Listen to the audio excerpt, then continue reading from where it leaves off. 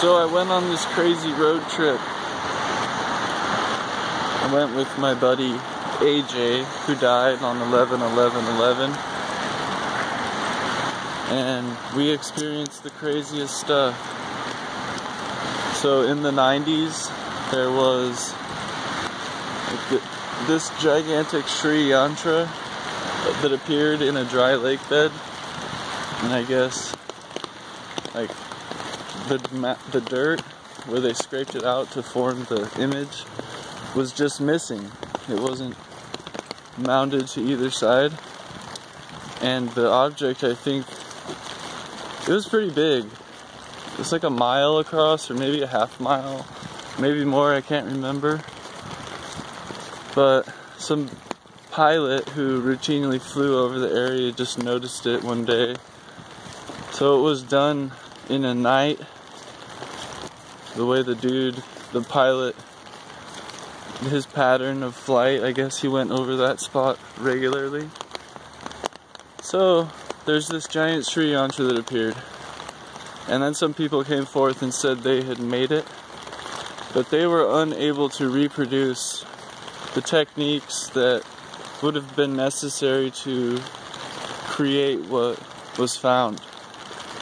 So fast forward to like 2005 or something, and me and my friend were there just 2 miles to the east, and we had no clue. I knew nothing about that until after the fact, till I researched the region where we had this wild experience. And so that, from that point, 2 miles to the east, southeast Oregon, by the Steens Mountains, we'd been driving for a long time and we needed to take a rest. So we pulled over. And there was like a weird pipeline thing in the distance, and there was some like piles of dirt, like there had been some construction. And there was a dead cow, like a carcass, with everything around it in a perfect circle was dead. And it was a really strange place. We looked above each other. We could see that above each of us was this like disc of discoloration in the sky. Mine was gray, his was blue.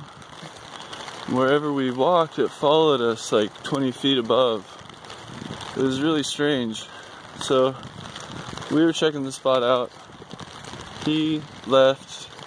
I went and got my guitar, and I started playing music on this dirt hill. And as my song intensified, I noticed that my gray disc had become like a storm. And it was like raging, and I felt power. And anything I imagined would appear and vortex circle through that like crazy storm. I looked for miles around, and I saw like tornadoes coming to join into this. And it was this wild experience of power controlling the weather, this display of psychic power.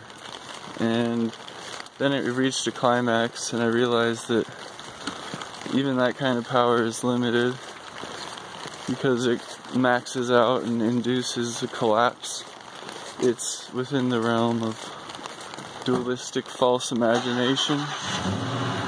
There's no security there. It began to die down, and I began to feel depressed.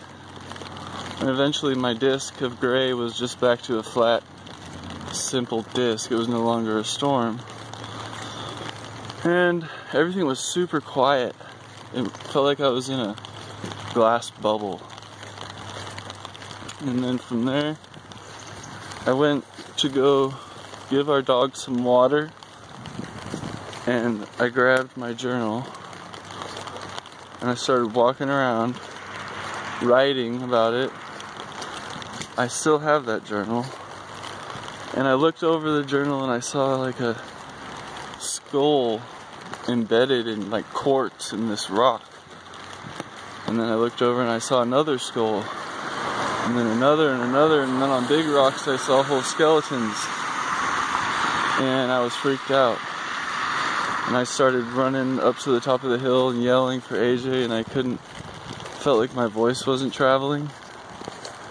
Then I just went back to the Jeep eventually, and I looked down on the ground and there was a rock, and it was like the most beautiful woman face, Native American looking woman. And then my heart sank, and I got this download. I got this feeling that like I was being cursed because I'm evil, because collective karma. I was born into this Euro-American situation with roots in genocide and outright nastiness. And so I knelt down and I promised to devote my life to compassion and wisdom. And then I kissed the rock. So that was like a vow, a deep vow. And when I stood up, AJ eventually came wandering over the hill. And then he was in some crazy daze, looking all like blank stare-eyed, and he was following this weird path, and I was like trying to yell at him like, dude, we gotta go, it's crazy, we're getting cursed, this place is weird. And he was just kind of ignoring me, going in this weird like random path. But then I was following him, yelling at him, and I noticed the path he was taking, he was going like around all these clumps of skulls. It was like he was being led through this path without encountering the skulls. He wasn't crossing over the skulls like I was, all frantic. So eventually I urged him toward the car. We got in the Jeep there, and he was in the passenger seat, still looking all dazed. And I thought I'd complain some more. I was like, dude, that place was evil, where were you, what's going on? And he was just ignoring me. And then a little bit after that, he just said, like, can't you see her, like she's all around?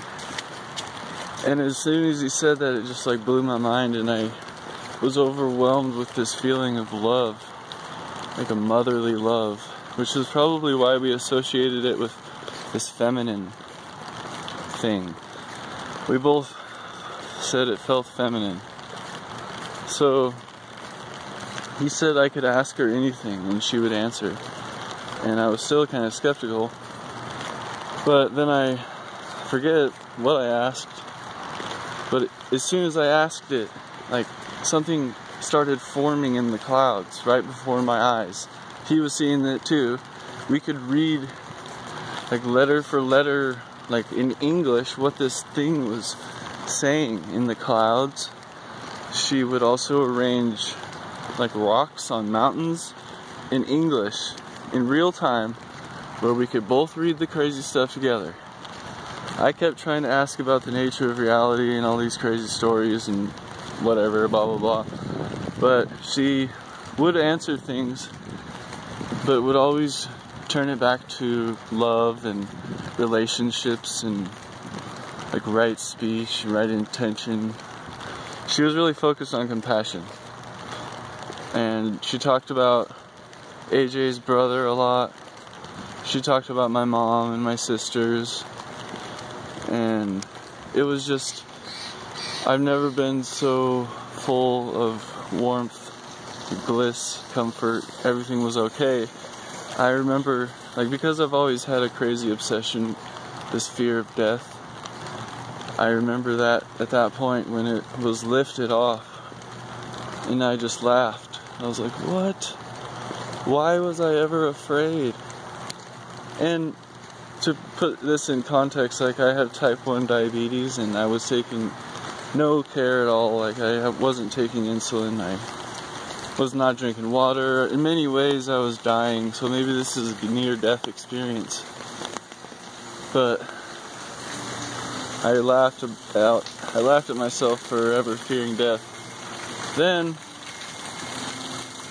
as we drove down this highway, which is like the longest stretch of highway without any human habitation in the US, on every hillside were these beautiful scenes, like great sculptures of rock, of native people around campfires with dogs and horses and buffalo. Everything was wild.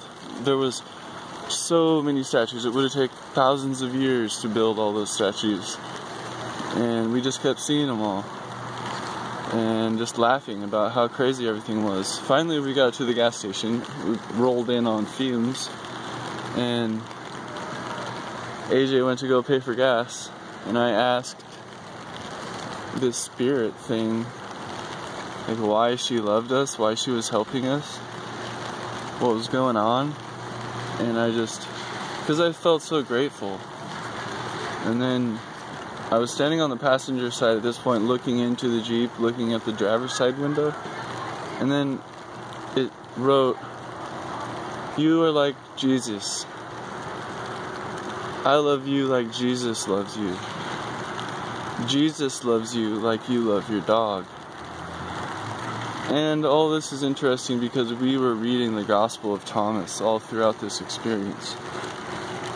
And that was like the climax in the end. From there, my visions lost coherence. And I was in the car yelling at AJ. He was in this field with his arms outstretched, receiving this like glowing orb that was coming down from the sky. I could see him, I could see it. It was weird. I was like, dude, we gotta go, I feel like shit. Because I really did. I had diabetes. And I looked over and I saw like a black family, looked like they were dressed in like the 30s or something, just standing at a bus stop in the middle of nowhere in the night. It was like dusk, and it made no sense. And so I was like, hey, are you real? And I said, are you real? Are you real? I started freaking out, and they didn't react at all, so I was pretty sure they weren't real.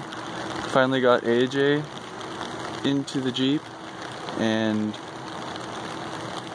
we took off. I started seeing people jump into the road. I had to swerve. It was really dangerous. So AJ drove from there. And I passed out. More crazy stuff happened later. I'll tell you another time.